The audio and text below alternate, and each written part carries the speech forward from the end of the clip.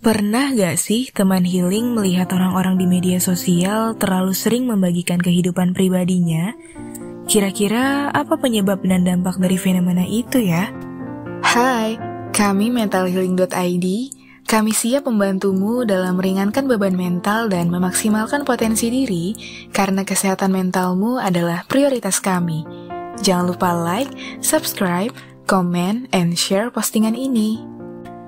Setiap orang memiliki lika-liku atau cerita hidupnya masing-masing, dan mereka tentu butuh ruang untuk menyalurkan emosi yang mereka rasakan di balik cerita itu, baik emosi positif maupun negatif.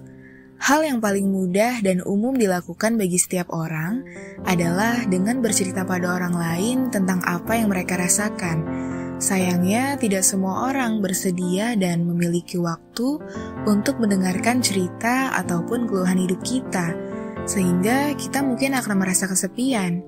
Nah, rasa kesepian ini termasuk salah satu penyebab perilaku oversharing yang sering terjadi di media sosial. Seseorang yang kesepian sebenarnya sangat ingin meluapkan cerita hidupnya. Kebanyakan dari mereka memanfaatkan media sosial sebagai wadah untuk meluapkan emosi yang mereka rasakan. Dan tanpa disadari, terkadang mereka melakukannya secara berlebihan. Karena sejatinya bagi sebagian besar dari mereka, yang diinginkan hanyalah bisa didengar dan dianggap oleh orang-orang di sekitar mereka. Selain rasa kesepian, rasa bosan juga dapat mendorong seseorang untuk berperilaku oversharing. Karena ketika bosan, mereka pasti memikirkan kegiatan apa saja yang mungkin bisa mereka lakukan untuk menghilangkan rasa bosan tersebut. Dan pada akhirnya, lagi-lagi kembali ke media sosial. Mereka membagikan apa saja yang sedang mereka lakukan atau yang sedang terjadi dalam kehidupan mereka. Perilaku oversharing ini ternyata bisa juga disebabkan oleh FOMO atau Fear of Missing Out, yaitu takut ketinggalan. Misalnya, ketika kalian sering melihat gaya hidup orang lain yang begitu mewah dan menyenangkan, lalu kalian tergoda untuk membagikan foto kalian juga, agar terlihat tidak kalah menarik dan bisa dikagumi oleh teman-teman. Perilaku FOMO ini ternyata memberikan efek merugikan yang lebih besar pada kesehatan mental kita, yaitu ketidakpuasan yang ekstrim. Contohnya, ketika teman healing tidak menerima jumlah likes atau komentar seperti yang teman healing harapkan, akhirnya teman healing merasa kecewa, stres, atau bahkan berpikir bahwa kalian tidak disukai oleh teman-teman kalian. Itulah mengapa oversharing sering dikaitkan dengan kondisi kesehatan mental.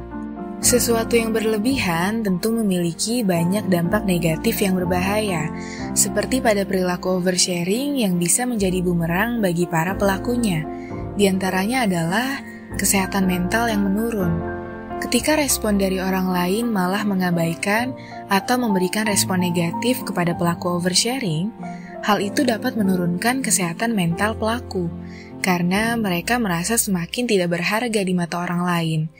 Padahal tujuan dari sharing yang mereka lakukan itu adalah untuk mendapatkan pengakuan dan perhatian dari orang-orang di sekitarnya. Yang kedua adalah memudahkan niat jahat orang lain. Oversharing juga bisa menjadi kesempatan bagi orang yang punya niat jahat terhadap kita teman healing. Contohnya, ketika kalian sering membagikan kegiatan secara real time, bisa saja ada oknum-oknum yang berniat jahat mengamati kegiatan kalian lewat postingan di media sosial. Ketika teman healing memposting sedang tidak di rumah, mereka bisa saja beraksi berusaha masuk rumah dan melancarkan aksi kriminal yang sangat tidak kita inginkan. Oleh karena itu, untuk menghindari dampak-dampak negatif yang berbahaya dari oversharing, sebaiknya kita bisa mulai mengurangi atau bahkan menghindari perilaku oversharing ini dengan beberapa cara. Yang pertama, ganti media untuk bercerita.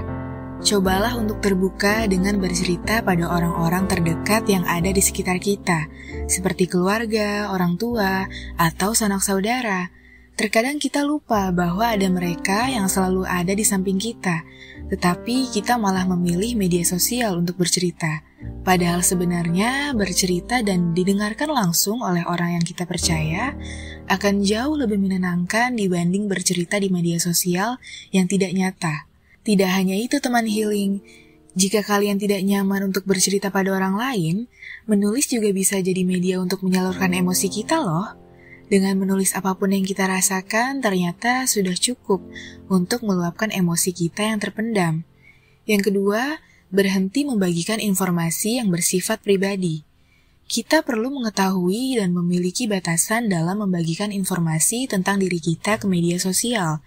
Sebisa mungkin, hal-hal yang bersifat pribadi seperti masalah pribadi atau barang-barang milik pribadi tidak perlu dibagikan ke media sosial, karena kenyataannya informasi tersebut tidak ada manfaatnya jika kita bagikan, justru malah akan menimbulkan hal-hal berbahaya yang tidak kita inginkan.